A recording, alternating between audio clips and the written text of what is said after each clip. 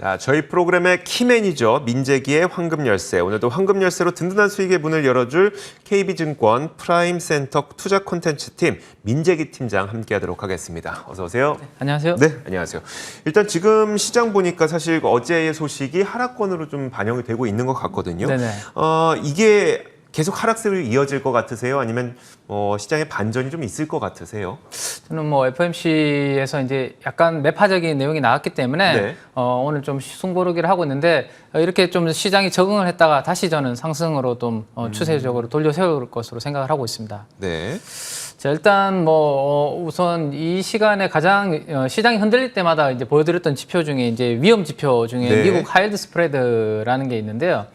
최근에 이제 전저점을 하향하면서 여전히 안정적인 모습을 보여왔습니다. 그래서 오늘 새벽에도 이제 미국 시장 끝날 때 제가 한번 지켜봤는데 네. 3.17%로 추가적으로 더 안정적인 내렸어요. 모습으로 내렸습니다. 그래서 미국 S&P도 최근까지 계속 신고가 경신을 했었죠. 그래서 위험 지표는 전혀 변동이 없는 모습이었고 사실 우리 코스피도 국내 코스피도 어제까지 최고치를 경신하는 그런 모습을 보여줬습니다. 그래서 FOMC에서 나온 그러한 내용들보다 그러면 펀더멘탈 쪽을 우리가 한번 점검을 좀 해봐야 될 것 같은데 펀더멘탈은 결국엔 이제 실적입니다. 코스피 전체 기업들의 실적이 좋아지고 있는지 그리고 밸류에이션은 어떤 상황인지를 한번 그림으로 보면 좋을 것 같은데 그래프에서 나오고 있는 이제 빨간색 선이 코스피 전체 기업들의 12개월 이제 포워드 기준으로 실적 전망입니다. 네. 이 빨간색 선이 2020년 3월달 코로나 이후로 계속해서 지금 실적은 앞으로 좋아질 것이다라는 그림을 이제 그려지고 있거든요. 네. 근데 반면에 이 까만색 선이 이제 포워드 퍼 같은 경우는 15배 정도에서 12배 정도까지 떨어져 있는 상황입니다. 네. 실적은 좋아지는데 이 포워드 퍼는 지금 내려와 있는 안정적인 밸류에이션 부담은 줄어든 상황이기 때문에 크게 걱정 안 하셔도 될 것 같고요. 마지막으로 수급적인 부분을 한번 보면 좋을 것 같은데 지난 방송에서도 최근에 이제 아시아향으로 글로벌 주식형 펀드 쪽으로 외국인 매도세가 좀 멈췄다라는 말씀을 좀 드렸습니다. 그래서 5월 달과 같은 그런 외국인의 이제 아주 강한 매도세는 조금 줄어들 거다. 나타나지 않을 가능성이 6월에는 있을 것 같다라는 말씀을 드렸습니다. 그래서 어제 기준으로 제가 업데이트를 다시 한번 해보니 연초 이후에 외국인 그 누적 순매수 포지션이 한 17조 원을 넘어섰습니다. 마이너스 17조 원으로 매도가 나오다가 최근에 이제 매수가 들어오면서 한 15조 정도로 이제 줄어드는 감소하는 모습을 보여주고 있습니다. 그래서 전체적으로 테이퍼링, 그다음에 기준금리 상승 등 이슈가 시장에 이렇게 오늘처럼 중간중간에 조정의 빌미를 제공을 하고 있지만 이 자산 축소 금리 상승은 결국엔 실물 경기가 좋아지기 때문에 이루어지는 그런 부분들이기 때문에 결과로 나타나는 이러한 부분들이기 때문에 크게 두려워할 것은 아니다라는 말씀을 좀 드리고 싶습니다. 그래서 과거 나스닥과 미국의 연준의 기준금리 추이를 한번 보면 미국 나스닥 지수와 기준금리의 금리 상승 고점까지는 주가 랠리는 계속 이어졌다라는 것을 우리가 알 수 있습니다. 그래서 당분간은 상승할 때는 좀 관망하시되 오늘처럼 이렇게 조정받을 때는 분할 매수 관점을 유지하셔도 괜찮을 것 같다라는 말씀 드리겠습니다. 너무 걱정하지 말라는 네. 이야기를 해주신 거고요. 이어서 그 다음 이슈를 볼 텐데 1분기 은행권 수익이 역대급이었어요. 하반기에도 이런 그 좋은 분위기는 이어질 것이라는 전망이 나오고 있고 네. 그렇다면 이 은행주들 추가 상승 여력은 어떻게 보세요? 네, 은행주들도 지금 그림에서 보시는 것처럼 영업이익 추이가 앞으로도 좋아질 거다라는 노란색 그림으로 지금 나타나고 있거든요. 근데 최근에 이제 주가는 전반적으로 좀 쉬어가는 그런 그림을 보여주고 있습니다. 작년 2분기를 바닥으로 이제 최근까지 은행업종 실적 컨센서스는 여전히 우상향 추이를 그리고 있습니다. 다만 은행주를 보실 때는 금리를 보셔야 되는 거죠. 네. 이 금리 때문에 이제 단기적으로 민감하게 이제 반응하는 성격을 가지고 있는 게 은행주입니다. 근데 기본적으로 은행들이 이제 단기적으로 자금을 조달해서 장기적으로 대출로 돈을 빌려주면서 수익을 내기 때문에 장단기 금리 추이가 중요한데 최근에 10년물 국채금리 추이를 제가 이제 한번 그려봤는데 한 1.7% 넘게 올랐다가 1.5% 밑으로 최근에 떨어지는 그런 모습을 보여주고 있습니다. 이러한 그림에 따라서 미국의 장단기 국채금리 스프레드도 연초 이후에 많이 올라가다가 최근에는 옆으로 행보하거나 소폭 하락하는 정도 1.6%까지 벌어졌다가 1.3%까지 축소되는 움직임을 보여주고 있죠. 이러한 그림에 따라 은행주들이 최근에 좀 쉬어가고 있다라고 보시면 좋을 것 같습니다.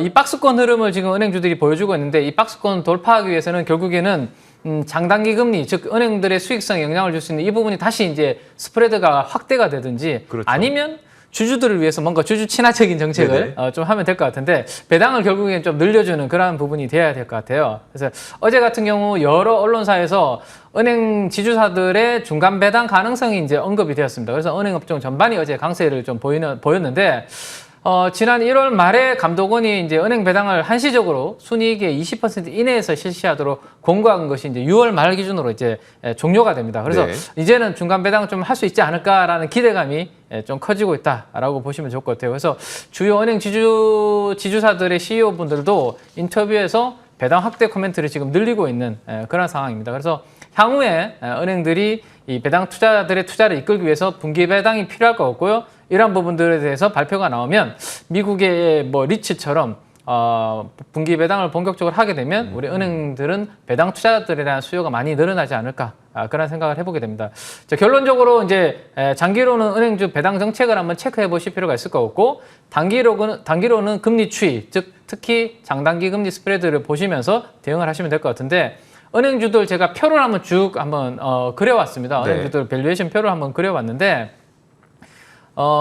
지금 은행주들 전반이 12개월 포워드 PBR 기준으로 은행주들은 이제 PBR 기준으로 많이 보는데요. 0.2배에서 0.5배 정도 수준에서 대부분 거래가 되고 있고 배당 수익률도 한 3에서 4% 정도 거래가 되고 있습니다. 그러면 하반기 테퍼링 이야기, 그다음에 금리 상승, 배당 확대 움직임이 나와준다면 추가 상승 여력은 저는 충분히 있다라고 생각이 됩니다. 알겠습니다. 은행주도 괜찮아 보인다라고 말씀을 해주신 거고 가장 기다리는 이슈는 이쪽이 아닐까 싶어요. 엔터주가 더 갈 것이냐에 대한 질문을 좀 드릴 건데 사실 SM만 놓고 보자면 뭐 한 달 반 만에 엄청나게 그렇죠. 급등했으니까 네네네. 좀 접근하기 어려우면서도 네. 한편으로는 이제 시작인데 이제 공연 보기 시작하고 네. 이제 우리는 공연 보러 갈 건데 어떻게 해야 되지? 어떻게 보세요?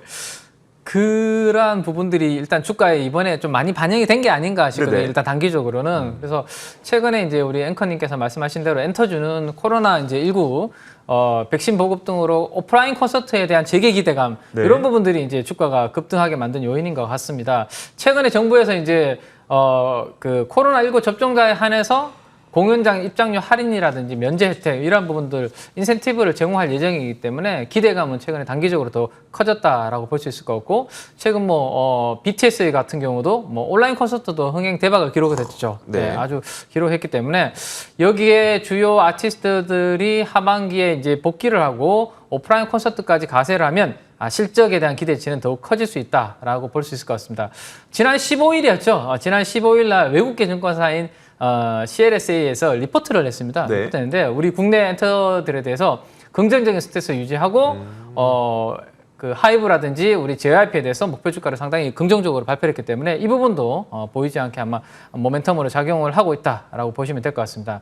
하이브가 상장 당일 이후에 지금 처음으로 시가총액 10조 원을 넘어서면서 분위기를 일단 주도를 하고 있거든요. 그러면 네. 전반적으로 엔터주 전체의 기업 가치에 대해서 레벨업 분위기를 이끌 것으로 생각이 됩니다. 다만 우리가 서두에서 말씀드렸던 것처럼 SM 같은 경우는 4월부터 최근 한 3개월 동안 무려 주가가 70% 네네. 정도 그러니까요. 상승을 했기 때문에 단기적으로 상승폭이 꽤 크다라는 생각이 듭니다. 그래서 신규로 이제 이 엔터주들에 대해서 관심을 좀 두시는 분들은 단기 목표 수익률을 딱 한번 정해 보시는 것도 괜찮을 것 같아요. 내가 한 10%나 15% 정도 올라오면 딱 자른다라는 생각을 네네. 하시고 조정 시에 한번 분할 매수로 대응해보는 그런 전략 정도는 괜찮을 것 같습니다. 네, 알겠습니다. 엔터주에 대해서도 좀 긍정적이다라고 말씀하셨고 은행주도 접근해볼 만하다. 그리고 오늘의 시장 하락은 그렇게 크게 걱정할 거리는 아니다라고 오늘의 이야기를 정리해 보겠습니다.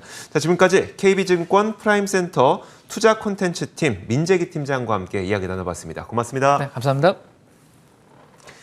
자, 저희 출발 성공 투자도 여기서 마치도록 하겠습니다. 지금 시장 보니까 코스피는 0.7% 하락하고 있지만 코스닥이 0.07% 강보합으로 돌아섰습니다. 코스피도 잠시 후에 좀 돌아섰으면 좋겠다는 바람을 가지면서 오늘 여기서 인사드리겠습니다. 함께해 주신 여러분 고맙습니다.